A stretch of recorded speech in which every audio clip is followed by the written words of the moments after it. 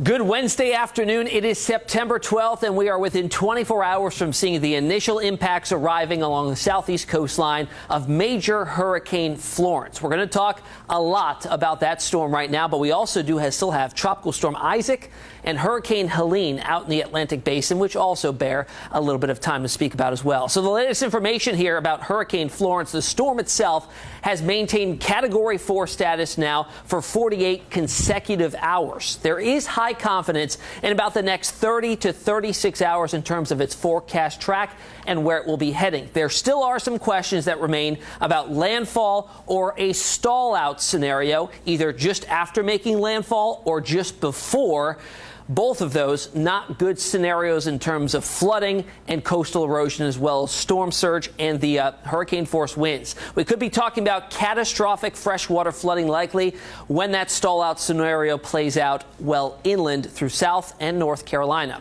Here's how it looks on satellite imagery. A very healthy looking system. It is still a Category 4, and I'm going to switch up the imagery on it here and show you what it looks like on water vapor, because this really depicts the overall structure quite well and shows the outflow channels very nicely. Think of that as the exhaust pipe on an engine. That means it's breathing very well and it's able to maintain its very intense strength as a Category 4. We've seen very little change in intensity here for really the last 30 hours or so. So again, it's got sustained winds at 130 miles per hour. That puts it at the low end of a Category 4 storm. We'll likely see a little bit of fluctuation. There are indications that it'll strengthen a little bit more before making landfall potentially later tomorrow night. Here's another look at the satellite imagery. This is the infrared, and this gives us the temperature of the cloud tops. The reds and oranges and the deeper reds indicate much taller clouds, colder cloud tops, indicating a very healthy core there. The eye wall is completely encircled by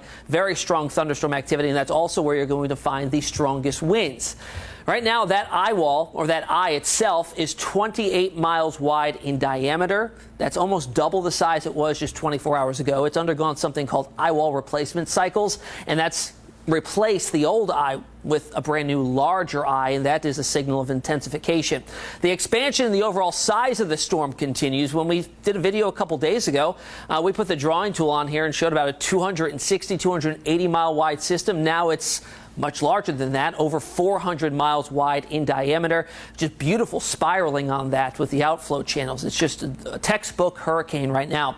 Now, in terms of perspective on distance, the outermost bands are within about 140 miles from the coastline. You see that the cloud band's about to approach Hatteras and the Outer Banks of North Carolina with maybe some stray showers. We're not talking the winds yet. The actual center of the storm is about 475 miles to the southeast of Wilmington, which is projected to be that general area in which sees an impact from this hurricane. We switch up radars now from Morehead City in North Carolina. It is actually already starting to pick up on some of those outer band showers and maybe even a few rumbles of thunder in there as well, progressing towards the west, down towards the southern tier of the Outer Banks of North Carolina. So already starting to see some initial showers and moisture from that system, although the winds won't be arriving for some time as the overall forward motion will begin to slow down too. Of course, out ahead of a major hurricane, we have plenty of watches and warnings, although the majority have been upgraded to warnings now, indicating that we are within 36 hours of impact and verifying some of these that we are warning for. So hurricane warnings are up for the majority of the coastline, actually all of the coastline for North Carolina,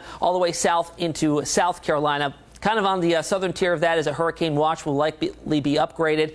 Even interior areas all the way west towards Raleigh are under tropical storm watches, as well as southeastern parts of Virginia, and the tropical storm warning on the northern tier of that hurricane warning through the Outer Banks of North Carolina. So a lot going on here. Let's once again touch on what that means, a watch and a warning. A watch is a little bit farther out in the future, means the potential is there for hurricane conditions, and that's 74 mile per hour winds or greater within 48 hours. A warning is an upgrade, meaning that that is imminent, occurring, or highly likely to occur, those hurricane conditions, within 36 hours. All right, let's talk about the threats and the impacts impacts that are likely going to come with the arrival of Hurricane Florence. First and foremost with a hurricane are the winds, and it looks like the tropical storm force winds extend out to a great distance from the center of that storm, and we're looking at hurricane force winds out at least 50 miles from the center of the storm. So a very large storm, very large wind field. In fact, as it gains latitude, that wind field will expand a little bit too. That will lead to widespread power outages, especially with the rain, saturated soil, winds taking down those trees, and we'll see tree and structure damage as well the closer you get to that center of that storm. I'm going to show you now, this is a model rendition of the solution of which Hurricane Florence will follow. This is the European model here. I stopped it at the time frame here of Thursday at 3:45 in the afternoon, about 24 hours out. It's about 50 miles off the coastline now, but I want you to pay attention to what you're seeing here in Wilmington, North Carolina. We are now at hurricane force winds sustained. We're going to progress through time. We're going to go through the rest of Thursday, go through the rest of Friday, and into Saturday afternoon, 48 hours later, and we are still seeing hurricane force winds. There is the potential here with this European scenario, with it stalling out just offshore, that Wilmington, North Carolina, and all areas surrounding it really, could be dealing with hurricane conditions for 48 hours.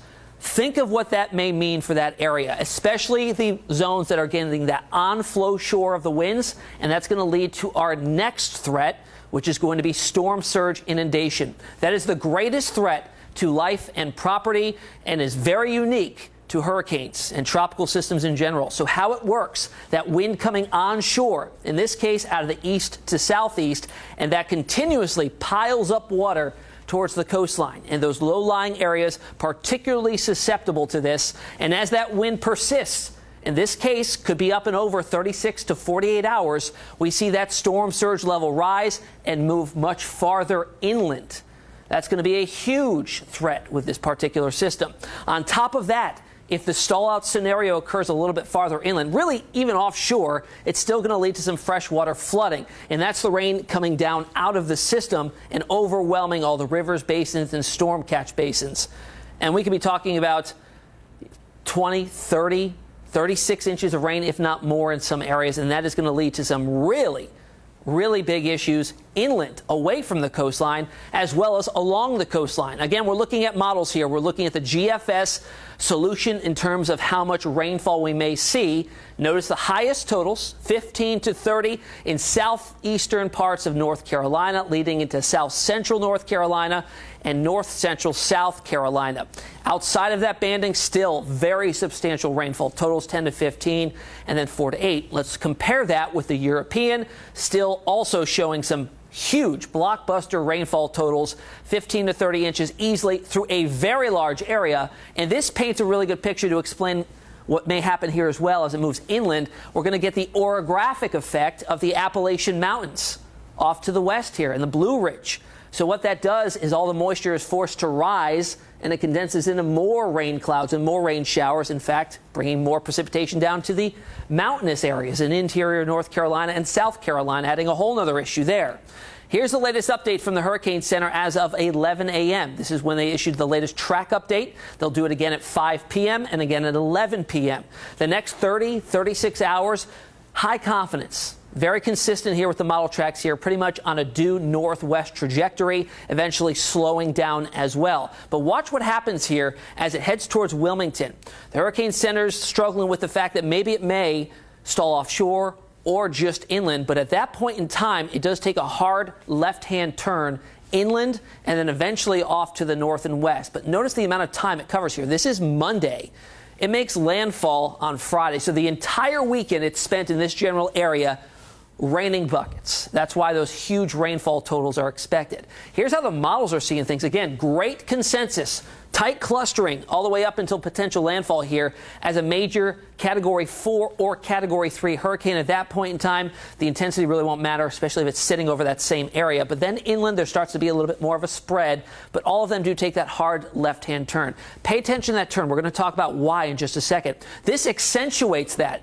You can really see it evident here. It's coming north, hits essentially a wall, and then turns left westward inland, and then moves north and meanders. This, by the way, is the GFS ensemble. This is the GFS model run several dozen times with just tweaks in the initialization. So very good agreement on this initial stall out and then that turn off towards the west. So let's compare the models now, the GFS and the European. The yellow, the GFS, the red, the European. I really want you to pay attention to the European because that is the first overnight last night that indicated this stall-out scenario just off the shore. So if that was to happen, this would be Wilmington, North Carolina. It's about 10-20 miles offshore to the south and east. Stalls there for a good while and then decides to meander and kind of hug the coast of South Carolina, raking the entire coastline of South Carolina with hurricane conditions, and then possibly moving on land somewhere near Savannah, Georgia, and at that point in time driving northwards. So why this hook off to the left, to the west? Well, here's what's going on. We've talked about this huge ridge of high pressure that has been kind of controlling and steering Florence for the majority of its lifetime. That blocked its escape route out to sea. That is still not an option for it to go out to sea. But what's happening here, another cluster of showers and thunderstorms has kind of snuck into the atmosphere here and is really starting to help steer what's going on with Florence. This is Invest 95L, and it's getting itself organized and will likely become Joyce as it heads into the Gulf of Mexico. But what that's also doing, despite it being very far away from the system, it is aiding in the strength and helping pressures to rise in a developing area of high pressure over the Great Lakes. So essentially, as Florence is trying to build to the north and west, it's like walking into the corner of a room with no exits. It has nowhere to go, and in fact will stall out. The steering mechanisms will in effect collapse, and this thing will sit over either open water, warm waters that'll allow it to maintain its strength, or just over land that'll slowly weaken it. Now that got me thinking, are there any storms that have been, kind of similar to this, doing this weird stall out and loop-de-loop? Well, there was one back in the 1980s. This is Hurricane Diana. It was also a Category 4 that was just off the coast of Wilmington.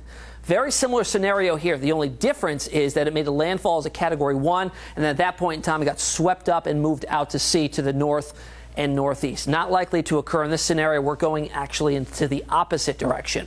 All right, let's touch on the other storms now as we wrap things up. This is Tropical Storm Isaac heading into the Caribbean, affecting the Windward Islands as a tropical storm, causing some issues for them. But thankfully, the intensity forecast has really dropped off on this. So that's some good news. But we'll watch it, though, as it heads west. Very warm waters here, very conducive atmosphere. We may see if that thing tries to redevelop. And also we have Hurricane Helene, Category 1 hurricane now as of the latest advisory. And this thing is going poleward and will eventually affect possibly the United Kingdom. Very interesting. It'll be their second system so far this year of tropical origin that they're going to have to be dealing with. All right, that's the latest. I know we had a lot to talk about there, but there are a lot of big things going on, especially the next 24 hours will be crucial for all of them, everybody along the coastline in North and South Carolina. If you have any questions about the hurricane, about any of the storms going on, you can find me on Facebook always, Meteorologist Tim Pandages, and also on Twitter at 13 Tim Pandages. Enjoy the rest of your afternoon.